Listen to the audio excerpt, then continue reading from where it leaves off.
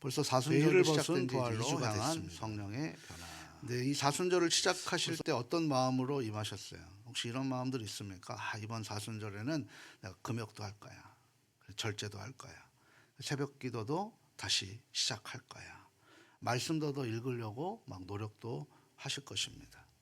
그런데 정말 이런 것들만으로 우리가 변화될까라는 생각을 한번 해봤습니다. 뭔가 이 노력만으로는 좀 부족한 것 같은데 이런 식으로 가다 보면 그냥 이번 연도의 부활절도 예년처럼 이번엔 뭐 좀 달랐구나 하는 정도의 그런 수준으로 머물고 그냥 부활절이 어느 순간 잊어버리는 하나의 형식적인 절기와 행사로 되어버리진 않을까라는 생각들이 제 마음속에 굉장히 큽니다. 이런 생각들은 그런데 우리만의 생각이 아니었음을 저는 이 성경을 보면서 확인할 수 있었습니다. 2000년 전에 고린도 교회 교인들도 같은 고민을 했더라는 거예요. 거짓 사도들이 들어와서 말을 했거든요. 우리들이 진짜 영적 생활을 하려면 더 많이 노력해야 된다. 더 강한 의지를 갖고 자신을 다스려야 된다. 더 많은 목적을 쌓으십시오 라고 결국은 그러다 보니까 교인들이 어떻게 되냐면 지쳐버려요. 왜냐하면 우리가 아무리 노력을 해도 영적인 부분을 우리가 터치할 수 없기 때문에 우리의 한계를 느끼게 돼버립니다.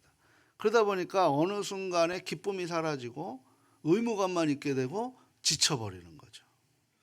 그때 고린도 교회에 바울이 그 소식을 가지고 알았기 때문에 이 편지 속에 고린도 3장을 또 써서 전한 것이죠. 오늘 우리가 읽은 이 고린도 3장 바울의 놀라운 메시지가 바로 여기에 담겨져 있는데요. 여러분, 우리가 놓치고 있는 비밀이 하나 있어요. 그건 뭐냐면 변화는 우리의 노력이 아니라 성령님의 사역이라는 사실입니다. 오늘 이 비밀을 한번 찾아보려고 해요. 사순절이라는 그 광야 속에 또 우리를 덮고 있는 베일을 벗어가면서 성령의 능력을 경험하고 결국 부활의 영광을 향한 나아가는 영적 여정, 그것이 바로 오늘 우리가 함께할 핵심 내용이라고 할 수 있어요. 이제부터 차근차근 한번 살펴보려고 해요. 자, 그러면 쇠퇴하는 영광인가 영원한 영광인가 라는 부분을 우리가 먼저 보는데요. 오늘 이 본문을 이해하기 위해서는 항상 상황을 봐야 돼요. 모든 신학은 상황에 의해 나타나요. 그 상황이 어떤 상황이냐에 따라서 내가 아프면 치유 신학이 나타나죠. 내가 어려우면 광야 신학이 나타나는 거예요. 이런 것처럼 모든 상황에 의해서 하나님을 바라보는 관점들이 달라지는 거예요. 어떤 분은 여호와 라파의 하나님을 찬양하는 것이고, 어느 분은 여호와 이레의 하나님을 찬양하는 것이고, 어느 분은 여호와 샴마의 하나님을 찬양하는 것이고, 이거 모든 것은 상황에 의해서 우리의 신앙과 신학이, 우리의 관점이 정립이 된다는 거죠. 오늘도 이 고린도 후서 3장을 보기 위해서는 그 당시의 상황을 정확히 이해해야 된다는 거예요. 그럼 고린도 교회에서 지금 무슨 일이 일어나고 있었나? 거짓 사도들이 들어왔다는 거예요. 고린도에 들어와서 자기들을 추천합니다. 이것 봐라, 나는 이런 많은 신학 교육을 받았다. 나는 이런 표적과 기사를 행했다. 나는 훌륭한 업적을 세웠다. 한번 생각해 보십시오. 제가 있는데 갑자기 누가 신성한 사람이 와서 그 사람이 막 기도하니 막 병이 낫고 있어요. 그럼 제 리더십이 깨지지 않겠습니까? 그런 상황이라고요, 지금 고린도 교회가. 그래서 자기들의 이력과 그런 것을 가지고 다니면서 자꾸 자기들의 존재를 증명하려고 했던 그런 분위기가 지금 그 1세기의 고린도 교회에 있었다는 거예요. 그러면서 고린도 교회가 그 다음에 어떻게 되냐면 영적 리더인 바울을 비판하기 시작합니다. 신천지나 이런 이단들이 그렇게 해서 교회를 흔들어 버리잖아요. 니네 목사님 거짓말을 많이 해. 바울이 한 게 뭐 있어? 바울이 뭐 추천장이 있었어? 말도 잘못하고 약한 주장이잖아 라고 이야기하면서 그 바울의 핵심 하나님의 전하는 것을 자꾸 분산시키는 일을 고린도 교회에 했다는 거예요.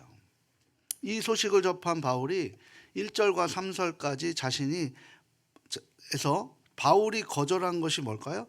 추천장이라는 것. 그러니까 여기서 3절에 1절에서 3절에 보면 1절에서 보면 추천서라고 있는데 이 추천장이라는 것은 외형적인 증거들이라는 거예요. 근데 그 대신에 바울이 말하는 것은 고린도 교회 자신들을 지금 역설하고 있는 거죠. 너희 자신들이 그리스도의 편지고 그리스도의 향기다. 그래서 지난주에 우리가 함께 나눴잖아요. 너희들이 눈물이 향기로 되기까지 향기고 편지다. 그런데 너희들이 영적으로 변화되고 있는 것이고 그것이 바로 나의 사역의 진정한 증거이지 않느냐. 너희들이 변화되고 이 교회가 부흥되고 있지 않았느냐. 성령의 역사가 임하지 않았느냐. 그럼 그것을 증거 삼아야지. 왜 자꾸 외적인 것에 또다시 마음이 나눠지느냐라고 지금 이야기하고 있는 거예요. 근데 흥미로운 내용이 있는데요. 그게 오늘 본문 4절과 5절에 보게 되면 바울은 절대로 자기의 능력을 자랑하지 않았습니다. 바울도 귀신을 쫓아냈고요. 그리고 기도하면 막 치유의 능력이 있었어요. 근데 바울은 자신의 능력을 자랑하지 않았어요. 오히려 그는 자신이 충분하지 못하다라고 얘기를 해요. 그리고 나서 이어서 6절 말씀에 보면 이런 말씀을 하시는데요. 우리 6절 말씀 같이 한번 읽어보도록 합니다. 그가 또한 우리를 새 언약의 일꾼 되기에 만족하게 하셨으니 율법 조문으로 하지 아니하고 오직 영으로 함이니 율법 조문은 죽이는 것이요 영은 살리는 것이니라. 아멘. 오늘 이 말씀이 조금 어려울 수 있는데 제가 풀어드릴게요. 여기서 만족하게 만드는, 여기서 얘기하잖아요. 새 언약의 일꾼 되기에 만족하게 하셨으니, 그러니까 우리를 그가 또한, 그가 누구예요? 하나님이에요. 성령 하나님이. 그가 또한 우리를 새 언약, 그죠? 새로운 약속의 일꾼으로 만족하게 하셨으니, 여기서 만족이라는 단어가 충분하다라는 거예요. 이게 이제 오직 하나님으로부터 나온다라는 것이 5절 하반절에 나와요. 모든 것이 우리의 만족은 오직 하나님으로부터 나느니라 라고 성경 5절 하반절에 나와요. 여기에서 이 헬라어 만족이라는 단어는 히카노이라는 단어를 쓰고 있는데요. 뭐냐면 족함이다, 충분하다라는 단어예요. 그러니까 이것은 우리의 자아가 완성되는 것이 아니라 성령의 능력에 의한 충분함이에요. 우리 그런 거 있잖아요. 우리 사도행전 1장 8절에 성령의 권능이 임하시면 우리가 그 복음의 증인이 된다라는 거죠. 그러니까 우리의 노력도 있지만 우리의 노력에는 한계가 있더라는 거예요. 이 성령의 영역을 통해서 우리를 충분하게 이끌어 주신다라는 것을 바울이 자신의 능력 대신에 성령을 주장하고 자랑하는 모습으로 그 거짓 사도들, 거짓 사도들은 뭐예요? 내 능력을 자꾸 자랑하잖아요. 교회에서 자신의 조금의 잘남에 대한 능력을 자랑하면 결국은 성령이 가로막혀진다니까요. 근데 바울은 성령의 능력으로 자신의 그 능력을, 성령의 능력에 예속시켜 버리는 거예요. 이게 다른 거죠. 이제 그래서 그 바울이 구약과 신약을 비교하면, 여기서 새 언약이라고 얘기했잖아요. 이것이 핵심인데요. 가족 여러분, 바울이 구약을 대표하는 사람을 들었는데 누굴까요? 바로 모세죠. 모세. 출애굽의 여정. 그 모세가 시내산에서 돌판을 받고 내려올 때 어떤 현상이 일어났습니까? 십계명을 받고 내려올 때 출애굽기 34장에 보게 되면 모세의 얼굴에 빛이 났다 그랬어요. 광채가 일어났다 그랬어요. 이 하나님의 영광이 그 모세의 얼굴에 반사가 되어서 백성들의 광채를 볼 수가 없어서 모세가 뭐를 가렸다 그러죠? 베일을 가렸다라고, 그렇게 수건을 가렸다라고 그렇게 얘기를 해요. 오늘 바울이 이 사건을 어떻게 해석하는지 우리가 7절 한번 볼까요? 7절 한번 우리 함께 읽겠습니다. 돌에 써서 새긴 죽게 하는 율법 조문의 직분도 영광이 있어 이스라엘 자손들은 모세의 얼굴에 없어질 영광 때문에도 그 얼굴을 주목하지 못하였거든. 아멘. 여기서 없어질 영광이다라고 하는 이 부분이 굉장히 중요한데요. 모세의 얼굴에 있었던 장차 영광이 점점 없어져 간다라는 의미예요. 그건 뭐냐면 이 모세의 베일이 의미하는 것이 뭘까? 이것은 율법이 가진 한계를 보여주는 거예요. 율법이 가진 한계. 율법의 영광은 일시적이며 궁극적으로 없어질 것들이에요. 율법을 우리가 보게 되는 건 뭐를 보는 거예요? 율법에 구원이 있습니까? 율법에는 구원이 없어요. 율법은 장차 없어질 죄를 드러나게 하는 것이 율법이라고. 우리 그렇잖아요. 우리 십계명 여러분 외우시죠? 십계명 알고 계시죠? 인지하고 계시죠? 근데 참 희한한 게 뭐 살인하지 말라, 뭐 도둑질하지 말라 이런 거는 잘해요. 그죠? 누가 살인하십니까? 도둑질하십니까? 우리나라처럼 외국 사람들이 놀래버린대. 택배문 열어놔도 뭐 어디 뷔페 가서 자기 핸드폰 놔도 가져가질 않아. 외국 사람들이 놀래버린대. 야, 이렇게 안전한 나라가 어딨냐고. 외국은 뭐 이렇게 갖고만 있어도 유럽 같은 데는 그냥 채가요. 근데 우리나라는 뷔페 같은 데 자리 차지한다고 옷 따놓고 핸드폰 놔놔도 뭐 핸드백 놔놔도 누가 가져갑니까? 안 가져가. 우리는 뭐 도둑질하는 그런 나라가 아니에요. 근데 우리가 구계명 아세요? 구계명? 남의 이웃에게 상처 주는 것도 그런 거는 우리가 안 지키는 거예요. 모르는 거지. 지금 여기서 얘기하는 것은 율법은 너희는 죄인이다라는 사실을 드러내게 할 뿐이다라고 바울이 지금 그 율법에 대한 부분을 얘기하고 있는 거예요. 그러면서 구절을 보게 되면 이런 구절이 있어요. 같이 한번 읽어봅니다. 정죄의 직분도 영광이 있은즉 의의 직분은 영광이 더욱 넘치리라. 아멘. 가족 여러분, 제가 이 부분을 우리의 언어로 한번 다시 한번 풀어볼게요. 번역해 볼게요. 그 구약의 사역자들이 전한 메시지, 뭐 선지자들, 제사장들, 율법학자들이 이런 말한 것이 이런 거예요. 하나님은 거룩하시고 너희는 죄인이다. 그 얘기를 하는 거예요. 그런데 이 율법을 지키라, 실패하면 죽을 것이다. 이게 바로 구약의 율법이었다고요. 그러니 얼마나 율법이 무서웠어요.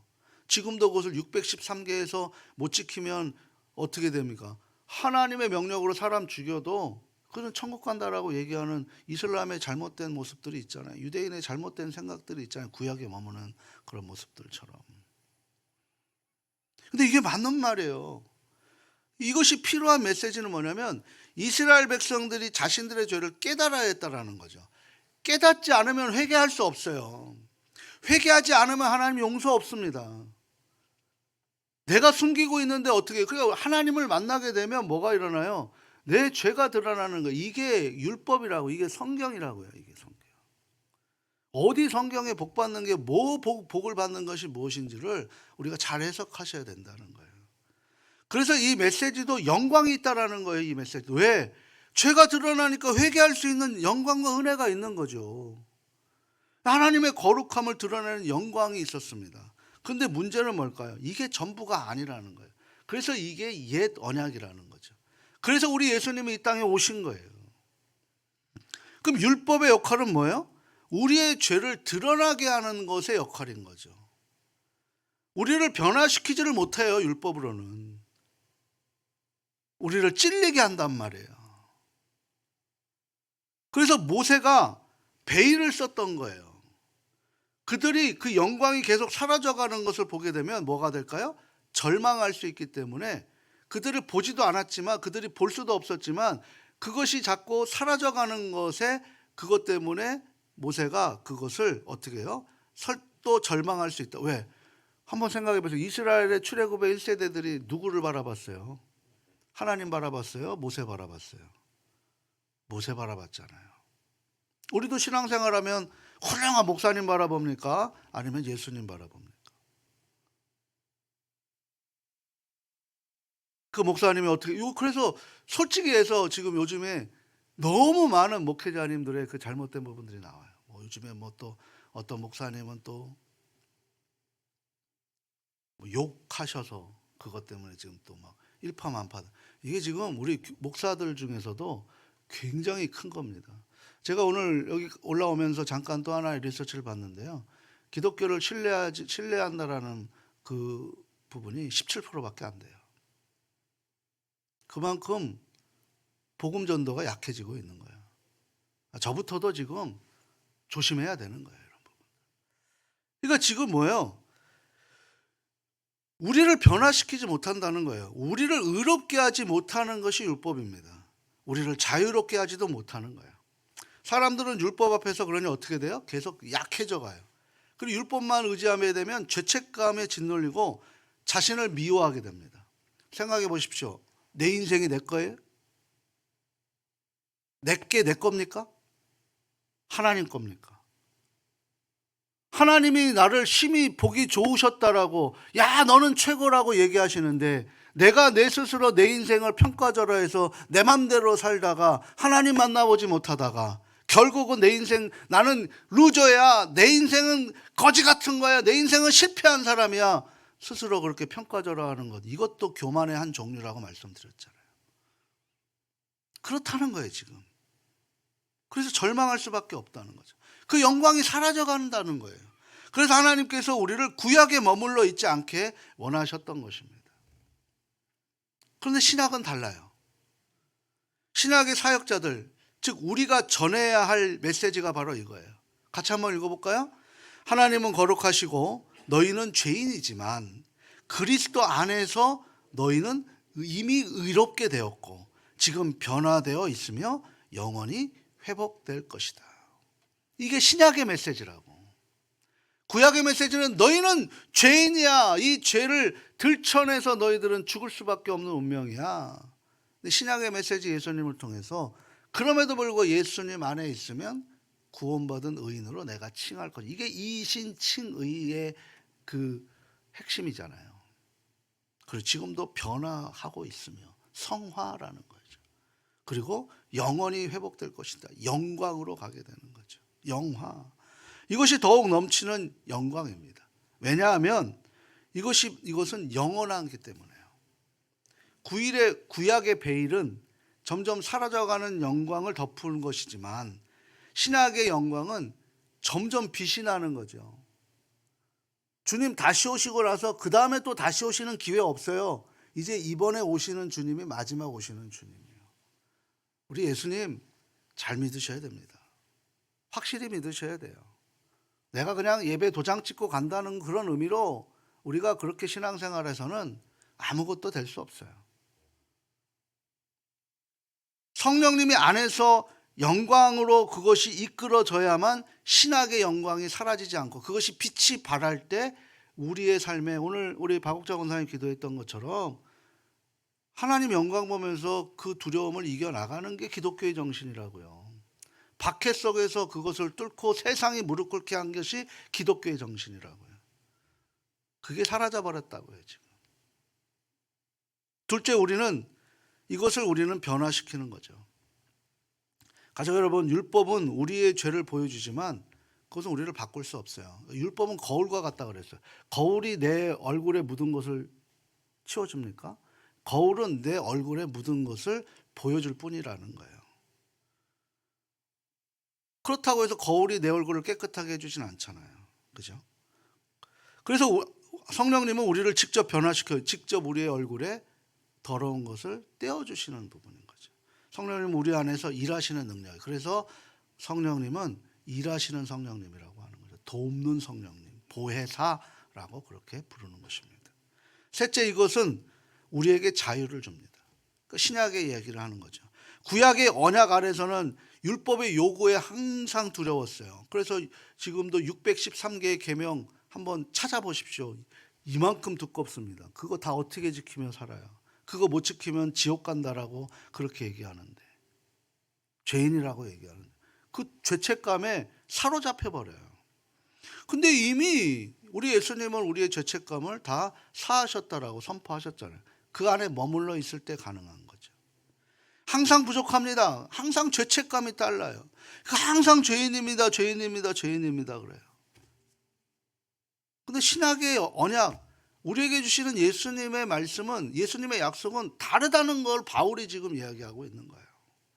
이미 우리는 용서를 받았고 이미 받아들여졌고 변화의 과정 속에 있다는 거예요.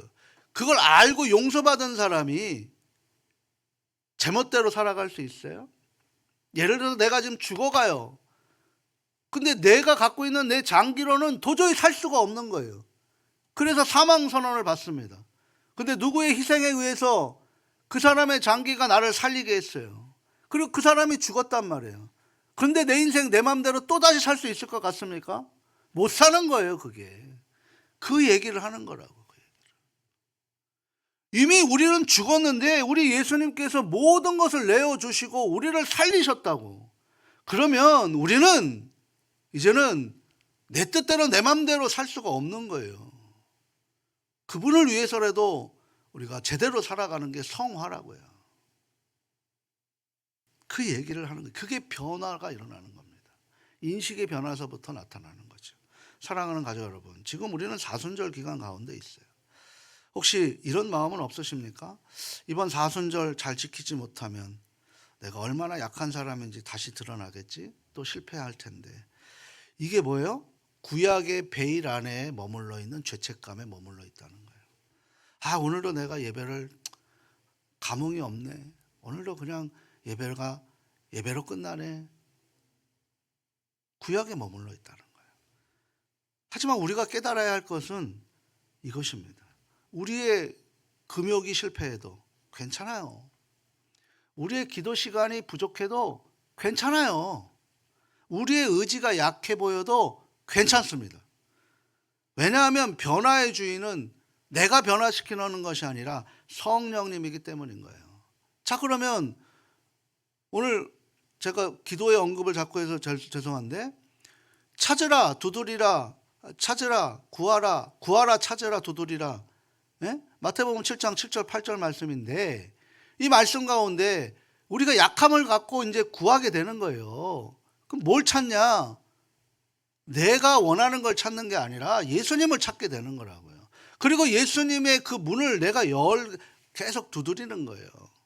그래서 성령의 역사가 일어나게 된다는 것이죠. 그러하게 우리가 해야 할 일은 우리의 노력이 완성되는 것이 아니에요. 내가 해야 할 일은 뭐예요? 성령님이 우리를 변화시켜 주는 것을 허용할 수 있도록 내가 시간을 내어드리고 공간을 내어드리는 거예요. 그러기 위해서 우리는 뭘 해야 됩니까? 내가 갖고 있는 내 계획들을 자꾸 내려놔야 돼요. 내가 갖고 있는 내 시간들을 자꾸 내려놔야 돼요. 한번 생각해 보십시오. 제가 이런 말씀 드려서 정말 죄송한데, 사람들과의 시간 약속에서 그게 정말 중요한데 하나님과의 한 시간도 다 못 내어드리고 중간에 모든 것 다 끝나고 제가 왜 축도 마지막에 할까요? 아, 이거 오해하지 마시고 다 들으시라고. 하나님에게 그 5분 10분도 못 내어드리면서 우리가 어떻게 복음의 역사, 하나님께 성령의 변화를 우리가 일으킬 수 있겠냐고요. 못 일어납니다. 안 일어납니다. 우리 의지 안 죽습니다. 그 5분 10분 그 상황이 죽고 살리는 일에 이르을 수가 있다는 거예요. 4절에서 5절의 영적 의미인데, 우리의 만족은 오직 하나님께로부터 나온다라고 말씀을 하세요. 우리의 충분함이 여기서 나오는 거예요. 우리의 자신의 완성함에서가 아니라 하나님의 영이 우리 안에 일하실 수 있도록 우리가 우리 자신을 양보하는 것에서 옵니다. 성령님께 내 시간과 공간을 내어드려야만 역사가 일어나죠. 오늘도 우리에게 주시는 이 24시간 중에 168시간 중에 이 1시간을 내어드렸을 때 이것이 얼마나 놀라운 역사가 일어나는지를 우리가 몸소 체험할 수 있어야 될 줄 믿습니다. 그래서 오늘 베일을 벗어가면서 바울이 가장 강력하게 요구하는 건 뭐예요? 성령의 만남을 중요하다라고 얘기하는 거예요. 그게 12절부터 18절까지의 말씀인데요.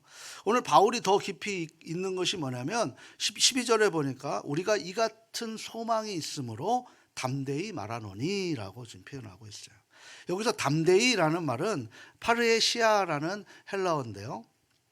이건 뭐야? 두렵지 않는 말, 숨김 없는 말, 두려움 없는 말. 바울이 이 말을 왜 했을까요? 제가 오늘 이 말씀에 힘입어서 제가 지금도 불편한 말을 드린 거예요. 전해야 되는 사람이니까. 이 전해야 되는 마음도 좀 이해해 주시길 바랍니다. 살리고자 하는 마음이라고요. 숨김없는 마음이라고요. 듣기 싫은 말을 들을 수 있어야 되는 거예요. 저도 듣기 좋은 말만 하고 싶죠. 그게 안 되는 거예요. 바울이 지금 그 얘기하고 있는 거죠. 바울이 어려운 상황 속에서 어떻게 담대할 수 있었을까?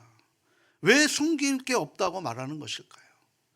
그것은 바울의 상황이 좋아서가 아니잖아요. 그것은 자신의 사역의 결과를 보기 때문에, 이것이 살리는 길이기 때문인 거예요. 이것이 회복되는 길이기 때문인 거예요. 이것이 그냥 나 한 번 욕먹지만 이것이 우리가 하나님께 더 친밀하게 나갈 수 있는 길이기 때문인 것입니다. 저도 이 168시간 우리 가족들을 위해서 이 1시간에 목숨 거는 거예요.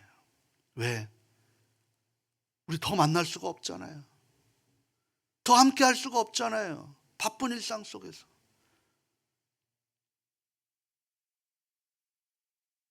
그런데 그런 담대함이 결국은 고린도 교회를 변화시켰다니까요. 그 엄청나고 어리석고 어지러운 그 고린도 교회가 변화되었던 것을 목도하는 거예요. 사람들의 영적으로 성장하고 있었습니다. 그래서 바울은 더 이상 방어할 필요가 없었던 거예요. 결과를 말해주니까요. 이제 바울은 구체적인 이미지를 13절에서 제시합니다. 13절 말씀 같이 한번 읽어보도록 합니다. 우리는 모세가 이스라엘 자손들에게 장차 없어질 것에 결국은 주목하지 못하게 하려고 수건을 그 얼굴에 쓴 것 같이 아니하노라.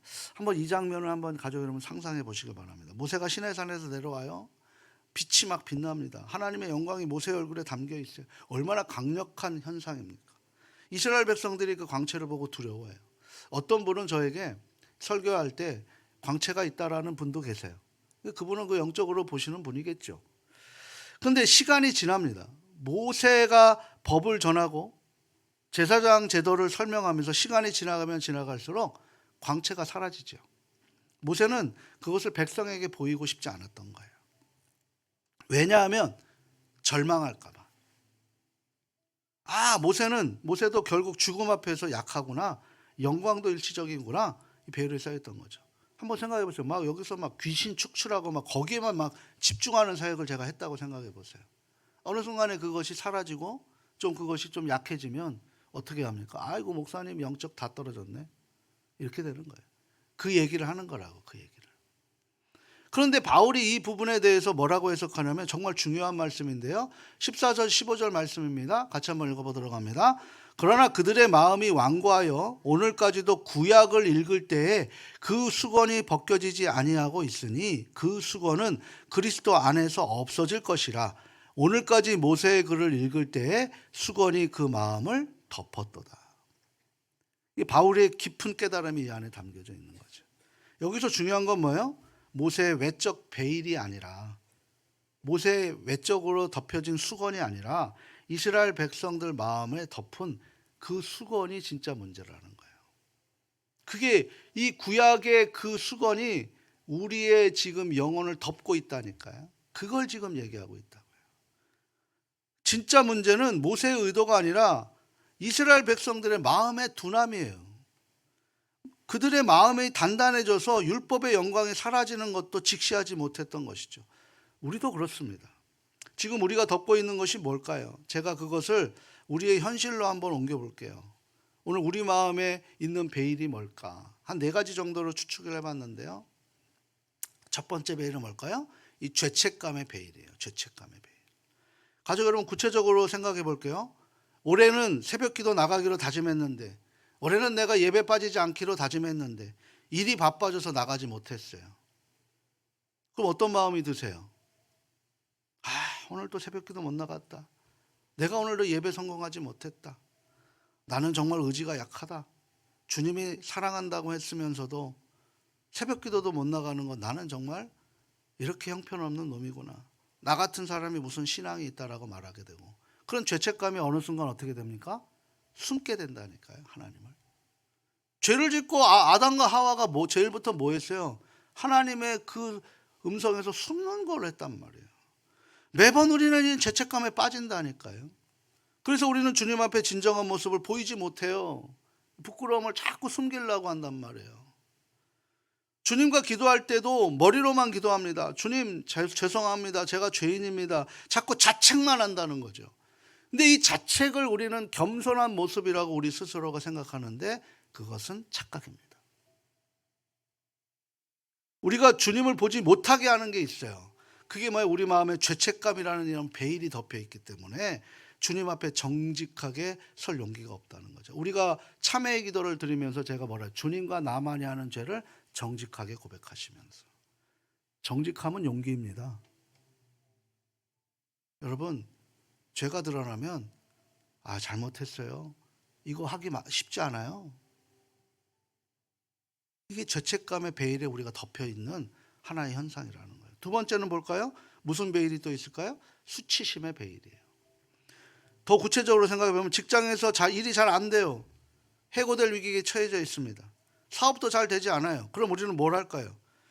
교회 식구들에게 이 사실을 말할 수 있어요. 제가 이번 주에 왜 여기에다가 교우 동정을 넣는가 생각해 보시길 바랍니다.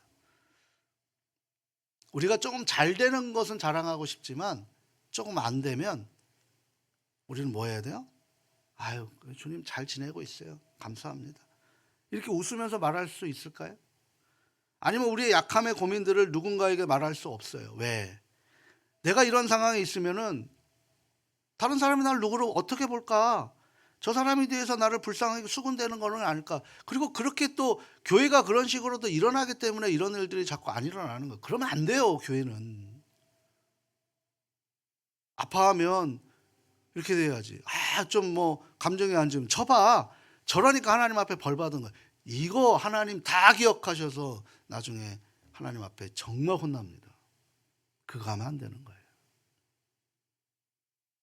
그래서 교회에 와서 진짜 주님을 집중하지 못하고 오히려 사람의 눈을 신경 쓰게 되는 거예요. 옆 사람이 진짜 나의 상황을 말하지도 못해요. 옆 사람에게 중보 기도가 정말 중요한데 그거를 내가 요구하지도 못하는 거예요. 기도 시간에 진짜 내 기도를 나누지도 못해요. 교회 밖에서 피곤하고 힘들지만 교회 안에서 진정한 안식을 누리지 못하는 거예요. 이게 뭐예요? 진정한 영혼이 이 수치심의 베일에 쌓여져서 하나님께 나아가지 못하는 그런 또 하나의 우리들의 가림막이라는 거예요. 세 번째는 또 뭘까요? 두려움의 베일이에요.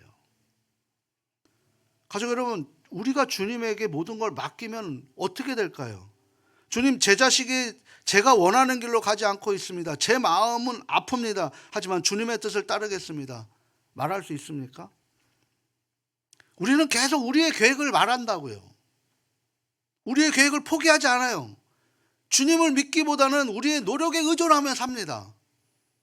왜냐하면 주님께 완전히 내어드리면 어떻게 될지 두렵기 때문인 거죠. 근데 저는 이 마음에 확신을 갖고 있는 게 뭐냐면 우리 가족들이 저를 포기했을 때 주님이 저를 만지기 시작했거든요. 그리고 목사 된 거예요. 막 가족들이 막 기도를 막 하고 목회자 돼야 된다라고 막 그랬을 때도 저는 절대 안 움직였어요. 근데 이제 못하겠습니다. 하나님 알아서 하십시오. 그 순간 5분도 안 돼서 제가 하나님 앞에 꼬꾸라졌다니까요. 저는 확신할 수 있어요. 이 두려움의 베일. 우리는 항상 뭔가를 남겨둔다는 거예요. 주님 앞에 완전히 내 자신을 내어드리지 못하고 있다는 거죠. 이 또한 우리가 구약에 머물고 있는 이 베일에 우리가 스스로를 감싸고 있는 거예요. 네 번째는 또 뭘까요? 자존심의 베일이에요. 가족 여러분, 기도할 때 뭐라고 기도해요? 주님, 오늘 제가 잘못한 일이 있습니다 라고 우리 할 수 있습니까? 아니면 주님, 제 형편 좀 봐주시고 이렇게 자꾸 자신의 정당성을 설명할까요? 우리가 기도할 때 좋은 기도는 뭐예요? 영적인 말 막 하나님 앞에 막 아름다운 말 미사 오고 막 깊은 막 신학적인 용어? 아니에요. 하나님, 나는 죄인 중에 괴수입니다. 자신의 잘못을 인정하고, 이게 구하라라니까. 구하라. 내 형편에서 내가 하나님 할 수가 없어요. 주님밖에 없습니다. 이게 바로 자존심을 내어놓는 거예요. 남들 앞에서 나는 이 정도가 되는 사람이어야 해. 나는 이렇게 못난 모습으로 사람들 앞에 드러낼 수가 없어. 우리가 주님 앞에서도 숨겨놓는 자신의 모습을 보입니다. 그런데요, 오늘 본문 16, 17절에 보면 뭐라고 바울이 얘기하냐면 핵심인 말씀인데요. 같이 한번 읽어보도록 합니다. 그러나 언제든지 주께로 돌아가면 그 수건이 벗겨지리라. 주는 영이시니 주의 영이 계신 곳에 자유함이 있느니라. 아멘. 주께로 돌아가면. 거창한 영적 체험이 말하는 게 아닙니다. 아주 단순한 거예요. 우리 주님께 향해 돌아가면 모든 베일이 벗겨진다는 거예요. 성령님이 역사를 우리는 바라면서 성령님이 일하실 수 있는 시간과 성령님이 함께 하실 수 있는 공간을 내어주지도 않으면서 우리가 어떻게 성령의 역사만을 바라할 수 있겠냐는 거예요. 이건 형형모순이잖아요. 이율배반적인 모습 아니겠습니까? 주께로 돌아가야 되는 거잖아요. 어떻게 매번 주님이 오시기만을 기다리냐고요. 주님이 오시는 건 맞아요. 그런데 내가 주님께 스스로 돌이켜 주께로 돌아가려는 마음이 있는 그 순간에 주님이 역사하신다는 말이죠. 그 시간조차도 우리가 너무나 분주하고 우리의 계획들과 우리의 자존심과 우리의 두려움으로 모든 것을 가로막고 있는 우리들의 모습이라는 것입니다. 그런 것들이 그대로 들고 주님 앞에 나아가는 거예요. 주님, 나는 죄책감이 있습니다. 나는 약합니다. 나는 두렵습니다. 하지만 그럼에도 불구하고 주님, 염치불구하고 주님 앞에 나아갑니다. 그때 성령이 일하신다고요. 우리의 성실함을 만나신 성령님, 우리의 마음의 베일을 벗겨주십니다. 우리는 주님의 얼굴을 직시할 수 있게 돼요. 이것이 바로 바울이 전하고 싶은 진짜 자유라고요. 여러분, 고통의 자유를 느끼시길 바랍니다. 힘듦에서 자유를 느끼시길 바랍니다. 어려움에서 자유를 느끼시길 바랍니다. 아픔에서 자유를 느끼시길 바랍니다. 이것은 단순히 제약이 없다는 뜻이 아니라 그런 상황 가운데서도 영혼의 투명함, 영혼의 정직함, 더 이상 숨길 것이 없어서 주님 앞에 고백할 때 주님이 우리에게 평강의 상태, 평정심을 우리에게 하늘에서 부여해 주시는 그 은혜를 누려야만 우리가 이 땅 살아갈 수 있지 않겠습니까? 그리고 18절에서 아마 이것이 고린도 후서 전체의 가장 아름다운 구절이 될 거라고 저는 보여져요. 우리 18절 말씀 한번 읽어보도록 합니다. 우리가 다 수건을 벗은 얼굴로 거울을 보는 것 같이 주의 영광을 봄에 그와 같은 형상으로 변화하여 영광에서 영광에 이르니 곧 주의 영으로 말미암음이니라. 아멘. 수건을 벗은 얼굴로, 이것은 뭐예요? 주님 앞에 정직하게 서 있다라는 의미예요. 그리고 거울을 보는 것 같이 주의 영광을 본다라는 건 뭐예요? 우리에게 주님에서 우리의 본 모습을 보여주고 계시는 거예요. 그러면서 주님의 형상으로 자신을 본다는 거죠. 아, 이게 진짜 나구나. 아, 내가 지금 실패 가운데 있고 내가 아픔 가운데 있지만 나는 하나님이 가장 사랑하시는 분이구나. 하나님이 나를 가장 인정하시는 분이구나. 이걸 본다는 거예요. 그리고 변화하여라는 건 뭐예요? 변화하여. 현재 진행에 계속 변화되는 거죠. 영광에서 영광에 이르는 것, 이게 뭘까요? 지속적으로 계속 이것이 변화로 일어나는, 이걸 성화라고 우리는 신학적으로 표명하고 있는 거예요. 가족 여러분, 이 진리가 사순절과 어떻게 만날까요? 사순절엔 영적 세 가지 기술이 있습니다. 첫 번째는 뭐예요? 바로 패스팅이라고 하는 금욕이에요. 금욕할 때 우리는 뭐예요? 우리는 욕망을 포기합니다. 우리는 이 편함을 내려놓는다라고 얘기해요. 베일을 벗는 행동, 우리의 욕망을 덮여 있는 마음을 드러내는. 그러니까 우리가 사순절에 하는 금욕은 뭐를 해야 되는 거예요? 뭐 절제하고 이런 게 아니라 내 죄책감을 내어드리고, 내 두려움을 내어드리고, 내 수치심을 내어드리고, 내 자존심을 내어드리는, 이게 금욕이라고요. 이런 금욕하시길 바랍니다. 우리가 미디어 금욕, 금욕, 내가 이번에 금연할 거야, 나는 식욕을 할 거야, 나는 뭘 할 거야, 이런 거에 형식적인 걸 매몰되지 마시고 내 죄책감에, 내 두려움에, 내 불안감에, 내 분주함에 이런 거를 하나님 앞에 내어드리는 훈련, 이게 금욕이라고 해요. 패스팅. 아예 이제 우리 저희 유집사님 계시지만 모든 것이 다 뭐예요?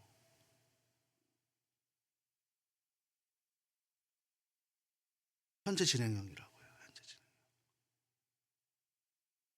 그리고 기도 플레이어라고 하는데요. 그렇게 되면 기도가 점점 늘어나게 되는 거예요. 주님, 우리는 이것 때문에 힘듭니다. 주님, 이것을 두렵습니다. 주님, 용서받고 싶습니다. 계속 우리의 문제들을 가지고 주님을 찾아 나가는 것. 그래서 구하라, 에스크. 내 문제를 갖고 이런 문제들로 인해서 내 한계잖아요.